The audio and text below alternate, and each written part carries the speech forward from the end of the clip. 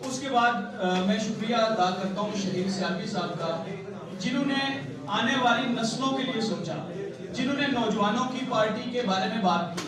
پاکستان نظریاتی پارٹی جو ہے وہ نوجوانوں کی پارٹی ہے، اس کے بارے میں انہوں نے بات کی ہے، کیونکہ میرا تعلق ایک ایسے علاقے سے ہے جہاں اگر برف باری ہو جاتی ہے تو وہاں پر 6 مہینے کے لیے وہ علاقہ بند ہو جاتا ہے، اور یہ 70 سالوں سے ہوتا آ رہا ہے کہ وہاں پر اس علاقے کے بارے میں کوئی، کیونکہ ہمارے سارے بڑے وہاں پر جو جتنے جاگیردار آپ کہہ لیں یا جتنے بڑے لوگ ہیں وہاں پر، وہ 70 سالوں سے وہاں پر ہیں، لیکن انہوں نے کام نہیں کیا۔ تو وہاں پر میں نے ہمیشہ دیکھی کہ نوجوانوں کو بات کرتے ہوئے کہ یار ہمارے علاقے میں یہ مسئلہ ہے، ہمارے علاقے میں ہیلتھ فیسلٹیز نہیں ہیں، ہمارے علاقے میں اگر کوئی بیمار ہو جاتا ہے، مرنے کے قریب ہے، اس کو ایمرجنسی کے لیے کوئی بھی ایسی جگہ نہیں ملتی جہاں پر وہ جا سکے اور اس کی جان بچ سکے۔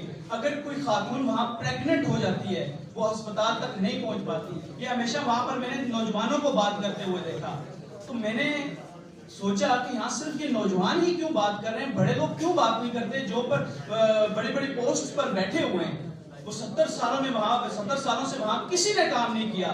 تو میں نے سوچا کہ کیوں نہ ایک ایسی پارٹی ہو جو جوانوں کی پارٹی ہو، یہی نوجوان لوگ جو بات کرتے ہیں انہوں نے ہی کام کرنے ہیں، انہوں نے آگے نسلیں جو ہیں نسلوں کا سوچنا ہے۔ تو میں نے دیکھا شہید سیالوی صاحب کی طرف جو بات ہی نوجوان کی کرتے ہیں، جو بات ہی آگے آنے والی نسلوں کی جو ہے ترقی کی بات کرتے ہیں، تو پھر میں نے کہا کیوں نہ اس پارٹی میں شامل ہوا جائے جو نوجوانوں کی پارٹی ہے۔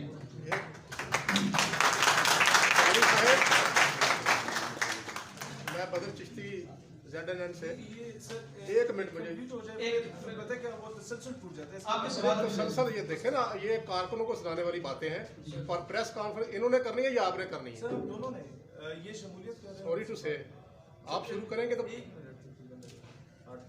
چلیں جی۔ اس کے بعد جو ہے میں نے دیکھا کہ پاکستان میں ایک انگلش کا جو ہے ویسٹرن جو کلچر ہے وہ بہت زیادہ ہے، ہر بندہ انگلش انگلش انگلش کے پیچھے پڑا ہے۔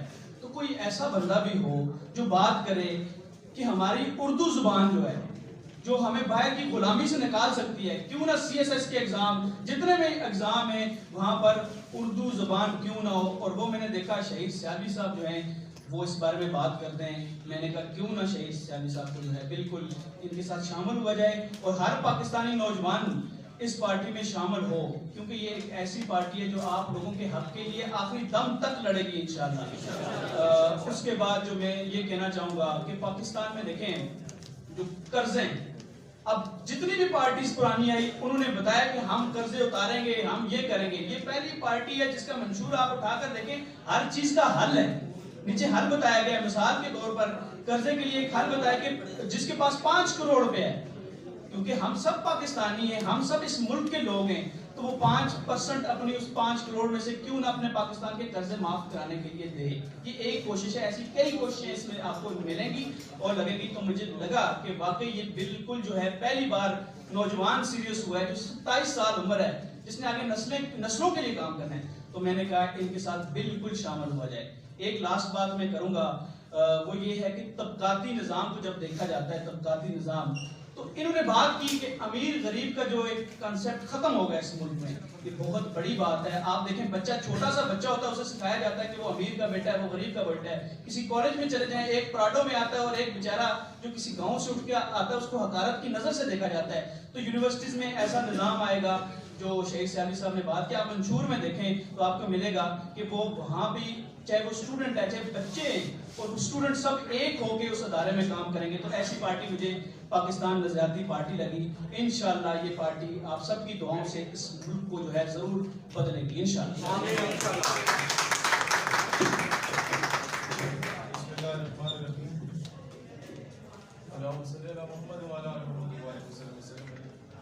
میں بہت شکر گزار ہوں اپنی بہنوں اور اپنے بھائیوں کا، صحافی برادری کا، کہ آپ لوگ نوجوانوں کی حوصلہ افزائی کے لیے ادھر تشریف لائے۔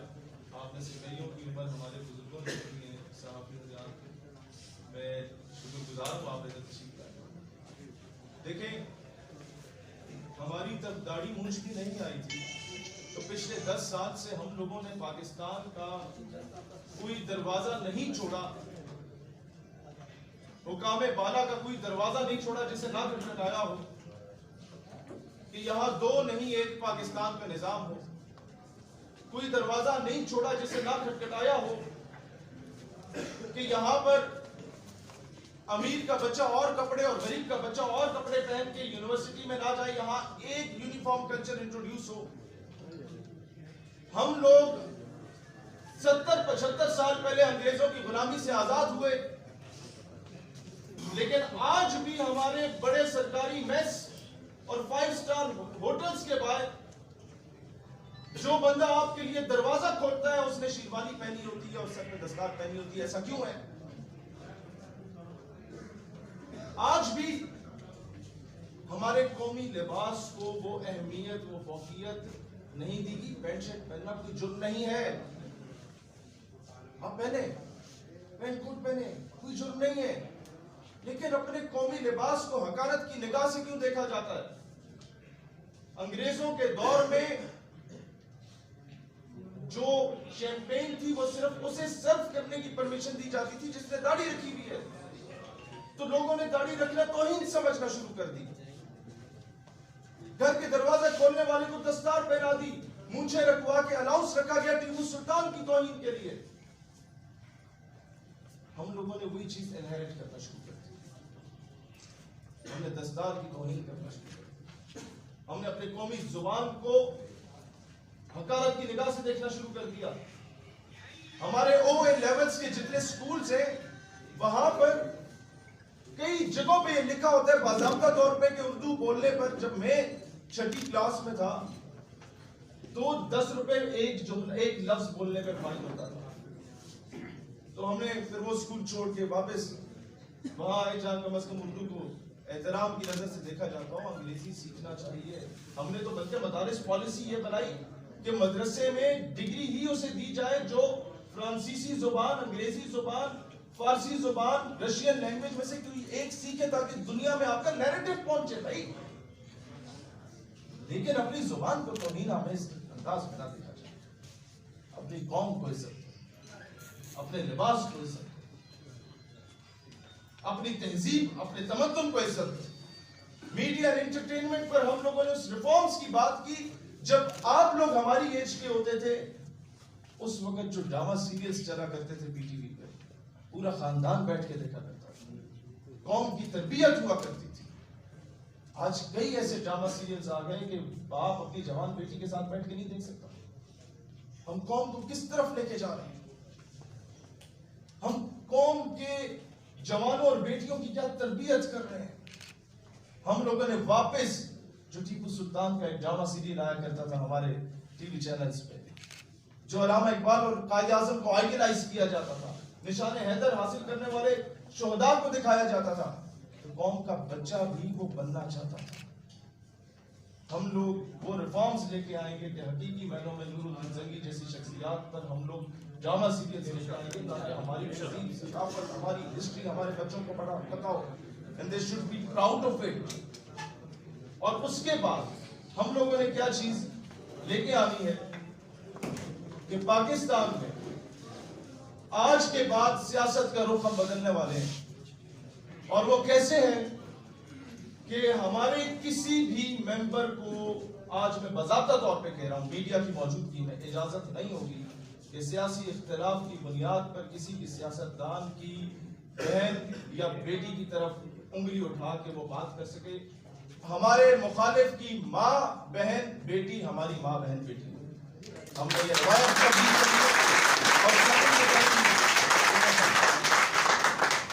हमने दौरे तालिब इल्मी में इंसान बहुत जज्बाती होता है। मैं जब यहाँ आ रहा था तो मैंने देखा हमारे नौजवान अपने प्यार में गाड़ियों को गुस्से से साइड पे कर रहे, टोल प्लाजे पे गए रैली की सूरत में तो जनाब एक दो को मैंने देखा नहीं दे रहे।